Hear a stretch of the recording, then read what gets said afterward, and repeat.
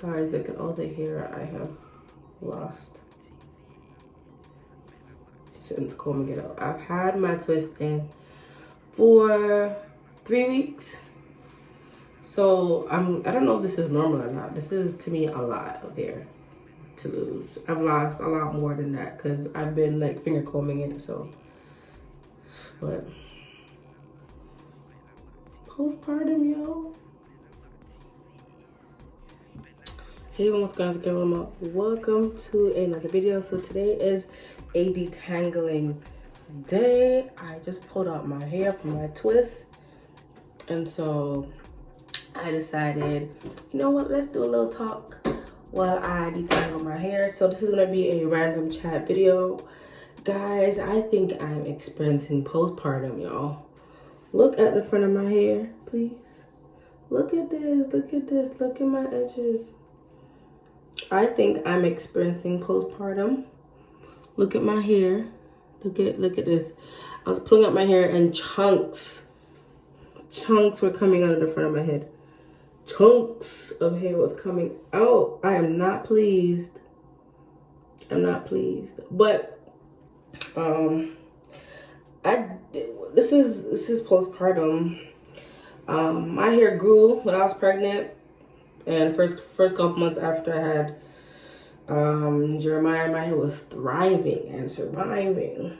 When I had Levi, same thing. My hair was wonderful up until I think my hair lasted like a good 6 months, like the length and the thickness, and then soon after, sorry y'all, I had length and thickness, and then soon after it just started to like fall off. And then, you know, once I start taking my vitamins, my biotin and such, then you will see it start, you know, getting back to normal. So it's okay. I've gone through this process before. I'm going to go ahead and wet my hair because I'm going to detangle it. My scrunchie, and I'm just going to get started. So it's going to be a little quick chit chat video, just checking in with you guys. You guys have been seeing Odin as of recently, and that's because, you know, I just give him, he has the freedom to make videos and content, you know, because it's more of a family channel now. It started out with it just being my channel, but as my family has grown and now it includes him, you know, the freedom is there for him to be creative and expressive. But yeah, so yeah, I hope everyone's having a good week. For myself personally, ever since my mom died, like, I've experienced, I guess, what you call, my mom's death has been traumatic. Let me put it like that. It has been traumatic. I didn't know it would be as traumatic as it's been. It's gotten better. By God's grace, it's gotten better. And Odin has been an amazing support, and I do have a lot of people who check on me, and so I'm grateful for those people who, you know, check on me regularly, make sure I'm good, you know. But I realized that in the very beginning, I had this fear of death. Like, I was fearful. I started to look at you see my edges there? Like, it really just fell out. I have, I'm sorry guys, I have 4C. Is it 4C here? My hair might look thick, but it's super, super, super light. And so, yeah, very fine, very light hair. So as I was saying, I was very fearful. I would say I was traumatized, and I was living in a level of fear, and, you know, I was scared. I was wondering, you know, let me plait this up and get it out of the way, because you know how hair stays. You leave it out and it gets all tangled. So yeah, as I was saying, I was living in fear, and I was afraid. And I didn't realize until one day. And you know, I the way in which God speaks to me is usually in my sleep, in my dreams. Like I wake up and, you know, I have a thought or an idea, and that's usually how God will communicate with me. Other than through his word, obviously, and through prayer, but usually his direct word is usually in my dreams. So I woke up from a dream, and I don't remember what the dream was about, but I remember waking up saying, like, God has not, oh, don't be fearful. That was the thought, don't be fearful. And before that, it did not cross my mind. Like, I was just, I guess, so caught up in how I was feeling that I didn't even stop to realize what was happening. I guess I was caught up in the grief. I wasn't really realizing what was happening. I was going down this, I guess, rabbit hole, you could say. And the Holy Spirit spoke to me and said, you know, like, you're fearful. And same time, 2 Timothy, I think it's 2 verse 1, for God's not giving us a spirit of fear, but of power, love, and of a sound mind. That scripture came to mind. And I was like, oh my goodness, OMG, like, you're fearful. You're fearful. You don't trust God to work for you. Or not even that I don't trust God, but you think that something's going to happen because of what happened to your mom. Right? And God was telling me, like, you can't live in fear. So for the first time, you know, after I had the dream, and I said I don't remember what the dream was, but after I woke up and that thought was in my head, you know, I spoke to Odin and told him about how I was feeling, and we prayed about it. And I just had to be conscious after that, you know, because the thoughts would still come in my mind, and I had to just submit myself to God every time. And it's gotten better. It's actually gone away. I don't have that feeling anymore, you know. So I think it's important to note that just because you pray about it, you know, you do have, people do experience miracles where, you know, they pray about something and instantly it goes away. But the renewing of the mind, and when you have certain ideologies and thought processes, it's a daily thing. You have to daily submit yourself. You have to daily renew your mind, as the Bible tells us. Unless you've lost someone, it's really hard to understand what the person's going through, right? So, yeah, that's something I just want to share. Like, whether you're living in fear, or you're living in doubt, or you're living in anxiousness, it's a daily submitting those feelings to God and saying, God, I'm giving you these thoughts, I'm giving you these ideas, I'm giving you these ideologies because they're not mine, right? And I don't want them to be the focus of my life, right? And once you pray those prayers and you really trust God and believe God, all is well. So, yeah, that was random. I don't know why I mentioned that, but I just want to encourage someone that if you've lost someone, if you're going through grief, it gets easier. It doesn't get better, it gets easier. You learn to live without the person. I don't think, because even today I was helping a neighbor of mine, and this neighbor, my mom was very close to her, an older lady, and she was going on and on about my mom, and I just legit, she asked me to do her hair, and I was just crying the whole entire time. And I haven't cried about my mom in a while.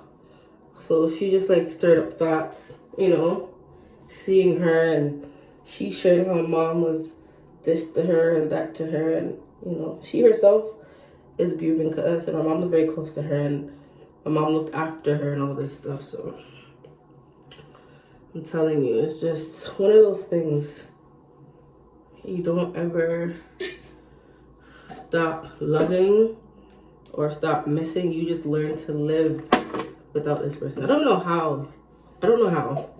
Because, you know, I've said it again and again, and, you know, it's impossible. I can't think of a stage in life where your mother, out of all people, isn't valuable, right?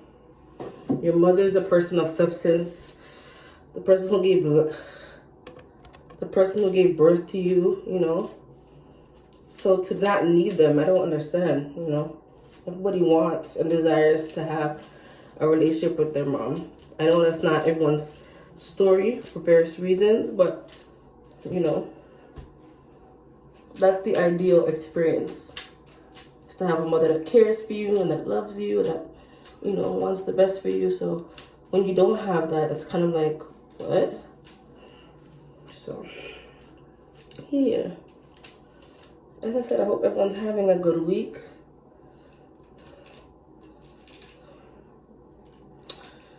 I have been going to the gym consistently.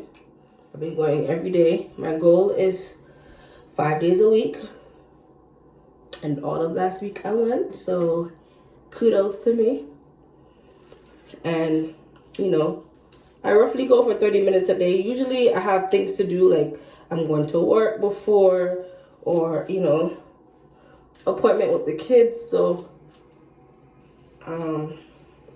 it's really like in my spare time I try and go. So, but as I build myself up and as my time, you know, my schedule now is changing, our family schedule is changing, and we're still kind of figuring things out. But as our schedule gets better, I'll be at the gym longer. So yeah, Levi is starting a few day programs. He's on the waiting list for daycare. So at the local community center, I've been getting him involved in like the different day programs that they have there. There's a waiting list for that too. But he got into one of the programs, and it's every Thursday. And it's an hour and a half. And we thought, you know, you go with him and sit with him, and it's like a parent-child program. But we went last week, and it's a drop-off program. And it was really like,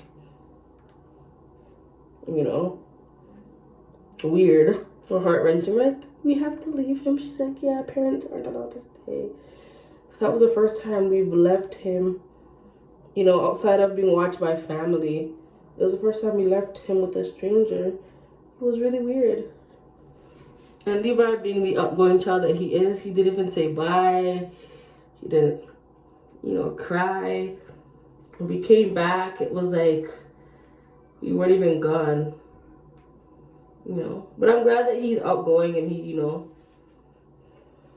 I don't have to worry about him having attachment issues. He's good. When he's ready, he comes and he'll get a hug and he'll get a kiss. I mean, you gotta ask him for it, but but yeah. But this year, I told you it's a chit chat, so guys, I'm all over the place. This year, my focus is, well, this year, this is something myself and Leah has talked about. This year, our focus in our marriage and as individuals is to be people of influence. And what I mean, I'm not talking necessarily about social media or YouTube. I'm talking about being a person of agency. So whether it's at work, at school, wherever you are, you're bringing about change. Yo, this year I'm turning 30.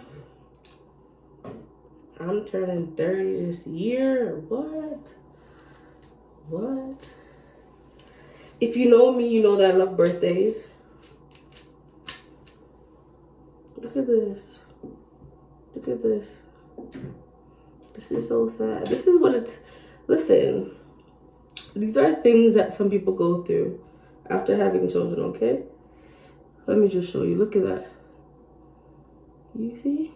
This is postpartum, y'all. Okay, it's not just about taking pictures and being cute with your kids. Your body changes. It's adjusting. Your sleep pattern changes. A lot of things. And you just learn to kind of roll with punches. But yeah, I have some things I want to plan this year. And this year, my goal is just to be consistent. I think in the past, I've tried to do too much too fast. I think that's always my problem. I have this long laundry list of things I want to accomplish, and it's kind of over ambitious. And you know, the video that I made earlier in the year, I'm trying my best to stick to it. Like, it's all about progression. It's not so much about how fast you move. It's about that you're moving, and you're moving in the direction that you want to move in. Because you can move and go nowhere. But you know, my goal is to progress, you know, at a steady pace, and you know, do what I have to do. So that is my goal. I hope you guys are meeting your goals this year. As I said, this year I'm turning 30. It's a big milestone, and I'm going to be doing a few videos close to that time, you know, just surrounding me turning 30. Levi is up. Not Levi, Jeremiah is awake. Levi has gone to bed. We thank God.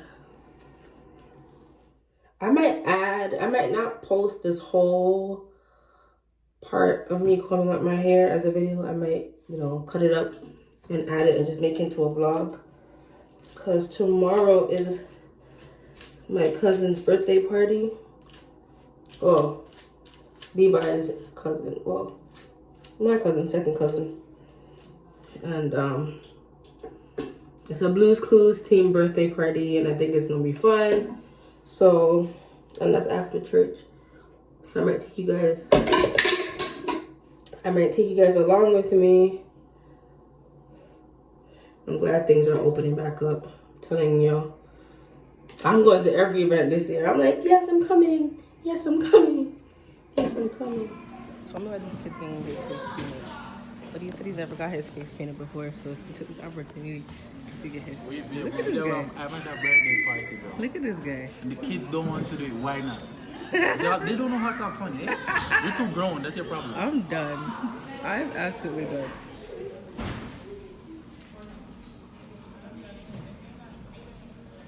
I can't be surprised, to be honest. You're the only person who do this, to be honest.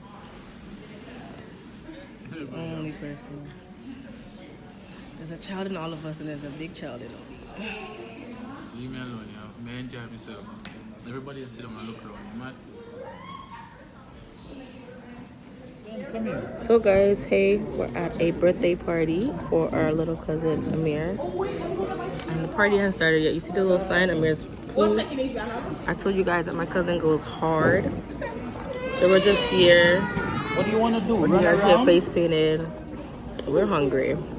All of the adults are acting like they're not at a 2-year-old's party. Like, what's the point of being at a birthday party for a 2-year-old if you don't actually jump in and get your face painted?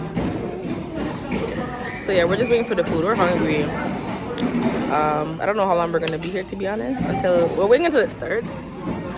But the food needs to come through, like, right, Maya?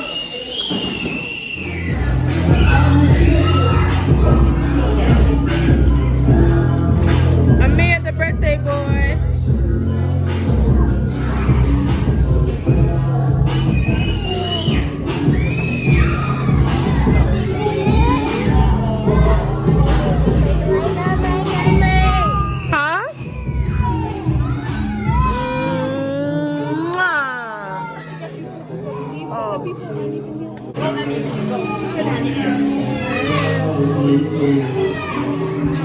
This is Blue at Amir's birthday party. She's looking kind of crusty.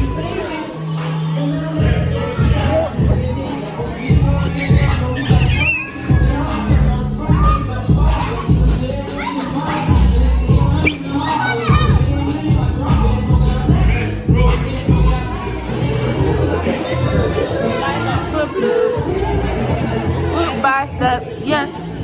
But yes, it's Blues Clues. It's Blues Clues. It's Blues Clues and you.